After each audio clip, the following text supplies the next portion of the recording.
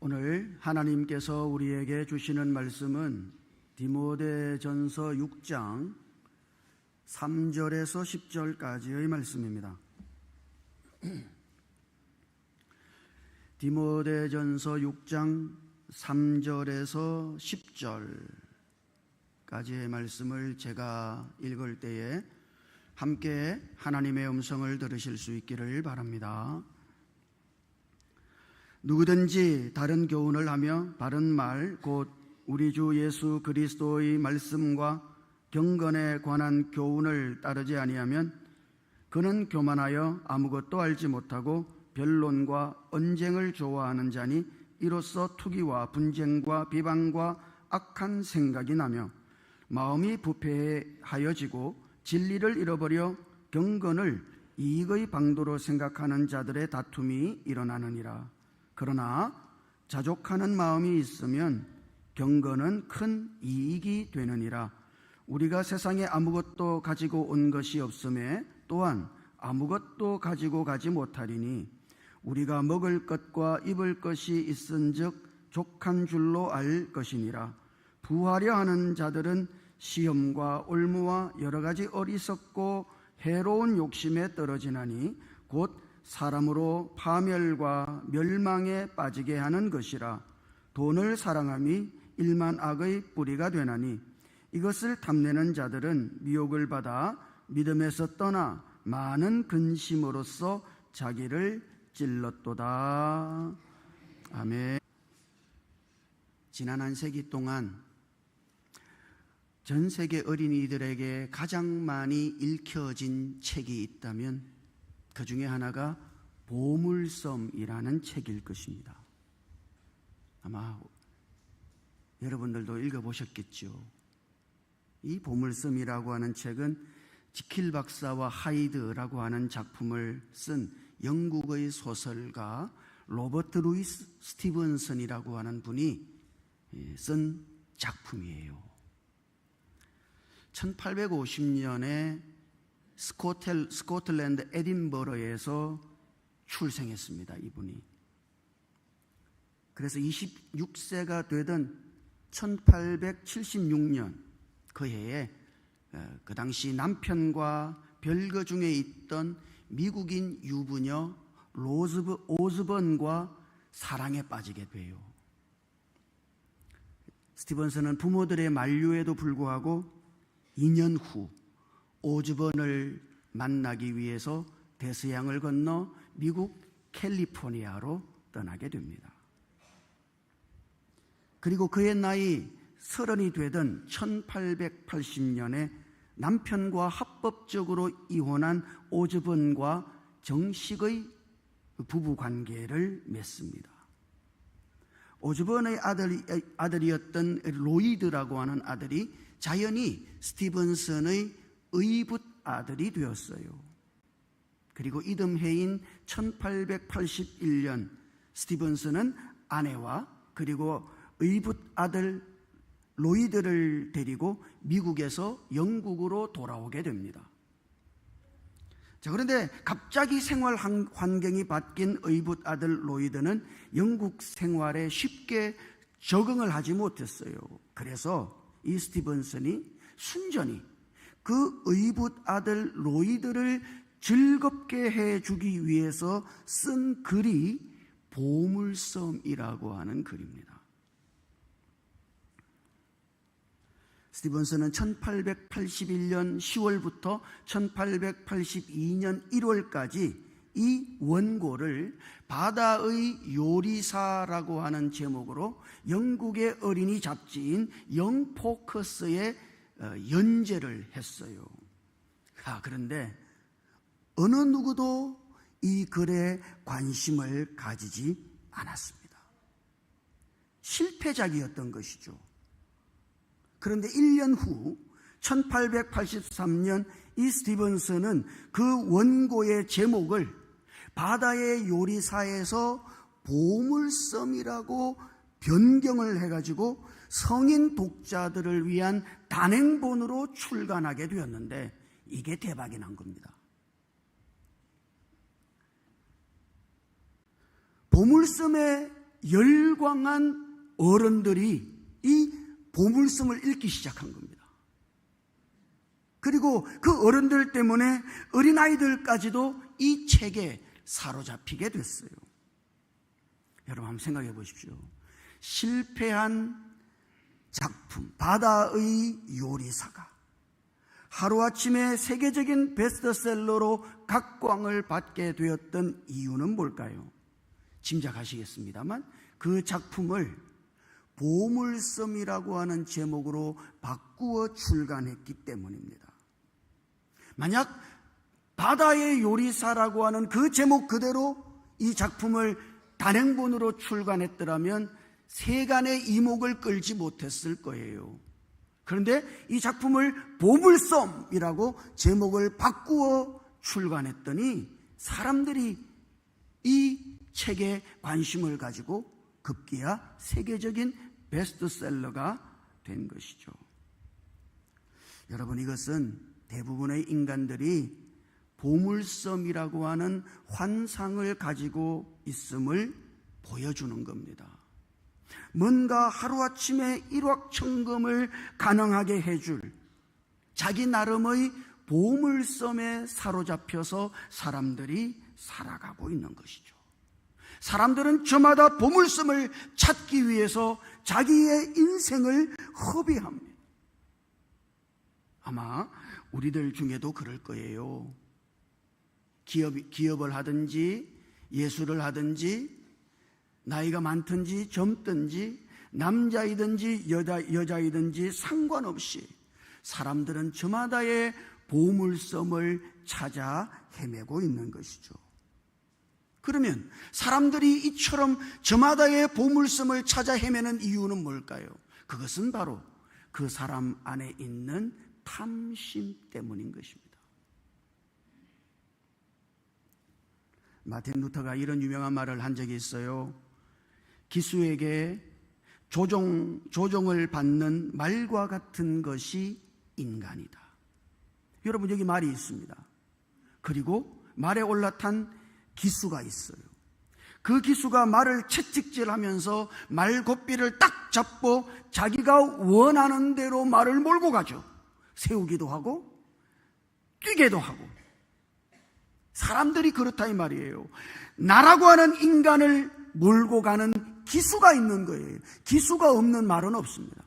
누구든지 사람은 말처럼 기수를 가지고 있어서 그 기수가 조종하는 대로 살아가게 돼 있어요. 그러면 사람들이 보물섬을 찾아 헤매도록 끌어가는 기수는 뭡니까? 그것이 탐심이라고 하는 겁니다. 하나님의 말씀은 이 탐심이 아주 중요한 문제라고 우리들에게 가르쳐줘요. 10계명의 마지막 제10계명, 그 10계명은 마지막 계명은 뭐예요? 탐내지 말라는 것이죠. 10계명의 마지막 계명이니까 어떤 의미에서 이 10번째 계명, 탐내지 말라고 하는 계명은 10계명의 결론이라고 할 수 있습니다. 탐내지 마라. 탐심이 위험한 거다 이 말이에요. 그래서 9절과 10절 말씀을 우리가 한번 읽어보면, 한번 같이 읽어볼까요? 9절과 10절. 자, 읽어보십시다. 시작. 부하려 하는 자들은 시험과 올무와 여러 가지 어리석고 해로운 욕심에 떨어지나니 곧 사람으로 파멸과 멸망에 빠지게 하는 것이라. 돈을 사랑함이 일만 악의 뿌리가 되나니 이것을 탐내는 자들은 미혹을 받아 믿음에서 떠나 많은 근심으로써 자기를 찔렀도다. 아멘. 탐심이 우리를 믿음의 길에서 이탈시킨다고 말씀하십니다. 그러니까 오늘 우리가 믿음의 삶을 살아감에 있어서 이 탐심을 처리하는 것은 대단히 중요한 문제죠. 결국 탐심이라고 하는 것이 우리를 믿음의 길에서 탈선하게 만드는 것이니까. 이 탐심 때문에 사람들은 근심하고 그 근심으로써 자기를 괴롭혀요. 여기에 탐심의 가장 큰 위험이 있는 겁니다. 일만 악의 뿌리가 뭐예요? 그 한마디로 말하면 탐심이다. 탐심을 적절하게 다루지 못할 때 오늘 우리는 우리가 걸어가야 할 믿음의 길을 온전히 걸어갈 수 없음을 기억하십시오. 그리고 이 탐심이 우리에게 여러 가지 시험과 올무에 빠지게 만든다. 탐심을 처리하지 못할 때 사람은 시험에 빠지고 올무에 빠지게 되는 것이에요. 결국은 그것이 우리를 파멸로 이끌고 우리의 인생을 망치는 결과를 가져오는 거예요. 그러므로 여러분, 오늘 우리의 신앙의 여정에 있어서 우리 안에 있는 이 탐심을 해결하고 탐심을 처리하는 것은 대단히 중요한 문제다. 그러면 탐심을 어떻게 처리할 수 있는가? 오늘 하나님께서는 한마디로 자족하는 마음이 있어야 한다고 말씀하십니다. 6절을 읽어볼까요? 6절. 자, 같이 읽어보십시다. 시작. 그러나 자족하는 마음이 있으면 경건은 큰 이익이 되느니라. 아멘. 자족하는 마음은 경건을 유익되게 한다. 자족하는 마음으로 사는 것이 영적으로 건강한 삶이다. 그러나 여러분, 여기 중요한 거는 자족하는 마음이라는 말이에요. 자족하는 마음이 중요한 거죠. 자족이라고 하는 마음의 상태, 그게 중요하다 이 말이에요. 여러분, 우리가 자족할 만한 어떤 형편이나 환경이나 삶의 수준이 있는 것이 아닙니다. 여러분들이 자족할 만한 어떤 삶의 수준이 있는 게 아니에요. 자족하는 마음을 갖는 것이 중요하다 이 말이죠. 자족은 마음의 상태니까. 그러니까 여러분, 오늘 우리의 형편이나 우리의 환경이 내가 저만 하면 만족하겠어, 자족하겠어 하는 그런 삶의 수준이 있는 것이 아니라 우리의 마음의 상태가 자족하는 마음이어야 한다고 하나님은 우리에게 말씀하고 계십니다. 지금으로부터 약 2500년 전에 헬라의 철학자인 플라톤이라고 하는 사람이, 그분이 주장한 행복론이라는 게 대단히 중요하잖아요. 그 행복론에 보면 그가 이렇게 말합니다. 불행이라고 하는 것은 결핍에서 오는 것이 아니다. 사람들은 자기가 덜 가지고 있으면 불행하다고 생각해요. 그러나 여러분, 불행이라고 하는 것은 결핍에서 오는 것이 아닙니다. 그가 말하기를 남과 비교하면서 오는 결핍감에서 오는 거다 그랬어요. 여러분, 이걸 이해하실 수 있겠어요? 결핍한 것이 문제가 아닙니다. 결핍하게 느끼는 그것이 문제인 것이죠. 만족이라고 하는 상태가 따로 있는 것이 아니라 만족하게 느끼는 바로 그것이 중요하다는 거예요. 사람들은 먹고 입고 그런 그 삶의 수준 같은 것이 있지 않습니까? 내가 이만큼 있었으면 좋겠다고. 여러분들도 그런 바람이 있나요? 내가 이만큼 가졌으면 좋겠다고 이런 바람들이 있어요? 그런데 말이죠, 조금 부족한 그것을 가지고 만족해 하는 것이 행복입니다. 지금 부족해요. 그 부족한 것을 가지고 만족할 때 그게 행복이라고. 왜냐 그러면 여러분이 만족할 그것을 다 가지게 되면 어떻게 될까요? 더 가지고 싶어진다고. 그래서 안 되는 거예요. 그걸 남겨두고 조금 부족한 것에서부터 만족을 찾아야 그 다음 오늘 우리의 삶은 행복할 수가 있는 거예요. 이것이 플라톤의 행복론입니다. 그러니까 우리가 우리를 만족해 하는 어떤 삶의 수준이나 형편이 있는 것이 아니에요. 중요한 것은 부족합니다만 그 속에서 만족한 마음을 가지는 것이 중요하다. 그래서 하나님은 오늘 우리에게 자족하는 마음이 있어야 한다고 말씀하시는 겁니다. 창세기 43장 1절과 2절을 읽어보면 거기 야고보 이야기가 있는데요, 이거 한번 같이 읽어볼까요? 43장 1절과 2절 같이 읽어보십시다. 시작.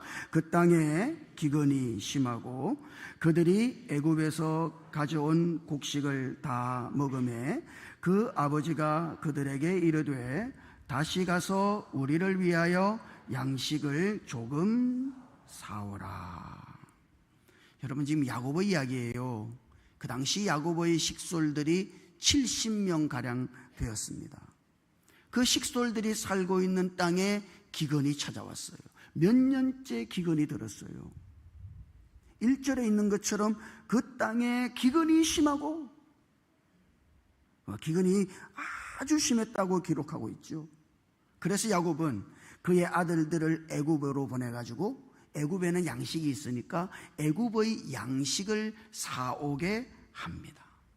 그런데 여러분, 여기서 우리가 주목해 보아야 할 것은 야곱이 양식을 많이 사오라고 한 것이 아니라 2절을 읽어보면 양식을 조금 사오라 그랬다는 거예요. 아니, 지금 기근이 얼마나 더 지속될지 몰라요. 지금 양식이 있는 애굽 땅에도 양식이 언제 떨어질지 모른다고. 그러면 어떻게 해야 돼요? 양식을 사러 아들들을 애굽에 보낼 때, 야, 가급적이면 많이 사가지고 와라. 할 수 있는 대로 양식을 긁어 모아가지고 와라. 그래야 될 거 아니에요. 그러나 야곱은 양식을 조금 사오라 그랬다. 여러분, 이것이 야곱의 변화예요. 야곱은 원래 자기가 가지고 싶은 것은 무엇이든지 수단과 방법을 가리지 않고 가지려는 사람입니다. 자기가 거머쥐려고 하는 무엇이든지 그는 거머쥐어야 되는 거예요. 그의 삶은 언제나 그랬습니다. 거머쥐려고만 했던 야곱이다. 그러나 나이가 많이 들었어요. 신앙의 연륜이 생긴 것이죠. 나이 든 야곱은 양식을 조금만 사오라 그렇게 말합니다. 영적으로 성숙한 야곱이 하나님으로 인해서 자족하는 사람이 된 거예요. 평생 먹을 양식이 없어도, 지금 창고에 양식이 가득 쌓여 있지 않아도 불안해하지 않습니다. 하나님으로 인해 자족하는 사람이 된 것이죠. 신앙의 성숙은요, 그것은 여러분들의 자족하는 마음에 있는 겁니다. 신앙이 성숙할수록 우리는 하나님 안에서 자족하는 사람이 돼요. 자족하는 마음으로 살아가는 것입니다. 왜? 하나님 한 분을 신뢰함으로써.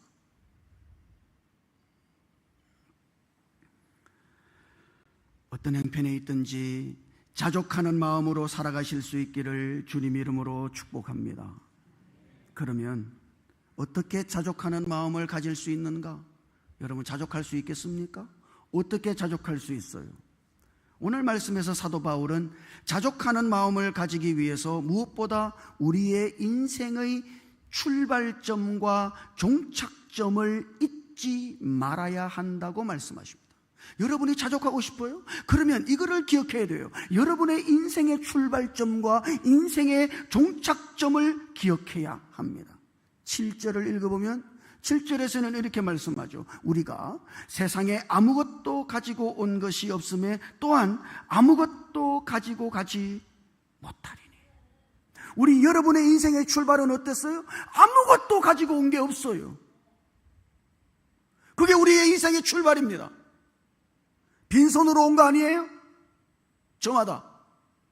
그것이 우리의 인생의 시작이에요. 아무것도 가진 것이 없이 시작했다. 몸뚱아리 하나 나온 거 아닙니까?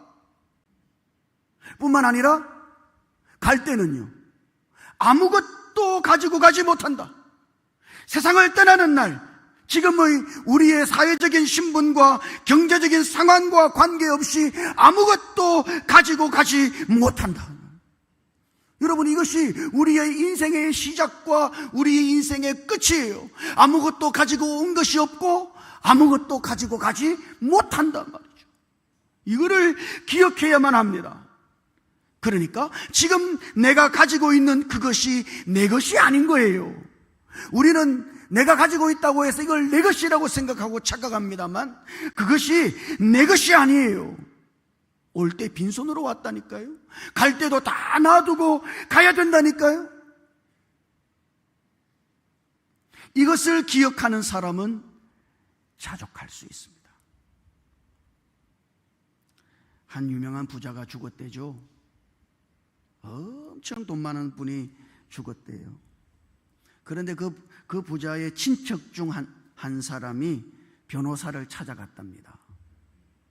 아마도 그 남기고 간 재산을 노리고 그랬을 거예요. 변호사에게 물었어요. 도대체 얼마를 남기고 죽었습니까? 그랬더니 변호사가 대답했답니다. 다 남겼습니다. 그랬대요. 다 남겨두고 가는 거예요. 내 것이 아니다 이 말이에요. 모든 것이 내 것이 아님을 깨달을 때, 내가 빈손으로 왔고 지금 빈손으로 떠날 것을 아는 사람은 어떻게 돼요? 우리가 먹을 것과 입을 것이 있은즉 족한 줄로 알 것이니라. 먹을 것과 입을 것이 있으므로 자족하게 된다. 왜 사람이 자족하지 못합니까? 이 인생의 시작과 끝을 기억하지 않기 때문입니다. 그래서 자족하지 못하는 거예요. 인생의 시작과 끝을 기억할 때 자족하는 사람이 된다. 두 번째는 목적을 바르게 수정하는 것입니다. 9절에 있는 것처럼. 9절에는 어떻게 시작하죠? 부하려 하는 자들은, 그렇게 기록되어 있죠. 부하려 하는 자들은, 여기에 문제가 있는 거예요. 돈을 버는 것 자체가 목적이 된 것이죠. 부자가 되는 것이 목적이에요. 그러면 어떻게 됩니까? 결단코 탐심에서 벗어날 수 없습니다. 목적 자체를 수정해야 된다. 우리가 잘못된 목적을 가지고 있을 때 그 잘못된 목적은 우리를 탐심으로 인도해요. 어디까지 인도합니까? 5절을 읽어보면 경건을 이익의 방도로 생각하는 자들, 경건을 자기의 이익을 채우는 수단으로 생각한다 이 말이에요. 돈을 버는 것이 목적이니까 경건까지도 이익의 방도로 생각하는 것이죠. 목적이 잘못되면 탐심에서 벗어날 수가 없습니다. 여러분이 가진 목적을 돌아보시죠. 그 목적이 자기중심적이지 않은가? 자기중심적인 목적을 가진 사람은 탐심에 사로잡혀요. 목적을 수정해야 한단 말이죠. 일본 아사히 신문이 선정한 세계 10대 초우량 기업을 하는 사람 가운데 폴 마이어라고 하는 분이 들어 있습니다. 이분은 원래 가난한 농부의 아들로 태어났어요. 6살 때부터 자두 농장에서 자두를 주우면서 돈을 벌기 시작했습니다. 그러다가 27세에 보험회사의 판매부장이 되고 돈을 많이 벌었어요. 억만장자가 됐습니다. 그런데 그렇게 승승장구하던 그가 동업자의 배신으로 그의 보험회사가 부도가 납니다. 재산 다 날리고 어마어마한 빚을 떠안게 됐어요. 그러나 그가 기도했습니다. 하나님을 의지했어요. 그러면서 그가 더 많이 번다, 이것이 자기의 좌우명이었는데 옛날에는 더 많이 번다 라고 하는 자기의 목표를 수정하기 시작했습니다. 어떻게? 더 많이 번다. 그래서 더 많이 베푼다. 목적을 수정했어요. 그래서 다시 재기하게 됐습니다. 그때부터 그는 청소년들을 위한 장학재단을 만들고 미혼모 보호시설을 세워서 남을 돕기 시작했어요. 수입이 늘어나거나 줄거나 상관하지 않고 50년을 그가 세운 목적대로 베푸는 삶을 지속했습니다. 그의 마지막 목표는 자신이 죽을 때에 돈 한 푼 남기지 않고 다른 사람에게 나누어 주는 것이에요. 목적이 바뀌어야 탐심에서 벗어나 자족하는 마음이 생겨요. 우리는 부하려 하는 목적에 사로잡혀서 더 많이 벌려고 하는 그 목적에 사로잡혀 있기 때문에 탐심에서 벗어나지를 못하는 겁니다. 목적을 수정해야 된다. 이기적인 목적을 수정해야 된다. 탐심에서 벗어나 자족하는 마음으로 살 수 있기 위하여 우리의 삶의 목적을 수정할 필요가 있는 겁니다. 사랑하는 성도 여러분, 탐심에 이끌려 살지 마십시오. 탐심은 우리를 믿음에서 이탈시키고 우리를 파멸로 이끌어 갈 것입니다. 우리에게 있는 그 어떤 것도 우리의 것이 아님을 알고 빈손으로 왔으니 빈손으로 가는 것을 알고 자족하는 마음으로 건강한 믿음의 삶을 살아가실 수 있기를 주님 이름으로 축복합니다. 나만을 위하는 이기적인 목적에서 벗어나 하나님과 이웃들을 위한 거룩한 목적을 가지고 자족하는 마음으로 건강한 삶을 살아가실 수 있기를 주님 이름으로 축복합니다. 탐심에서 벗어나서 어떠한 삶의 형편에 있든지 그 안에서 자족하게 만족하면서 살아가시기를, 이제 남아있는 반년도 하나님의 은혜 속에 자족하며 살아가는 남아있는 반년 될 수 있기를 주님 이름으로 축복합니다. 같이 기도하십시다.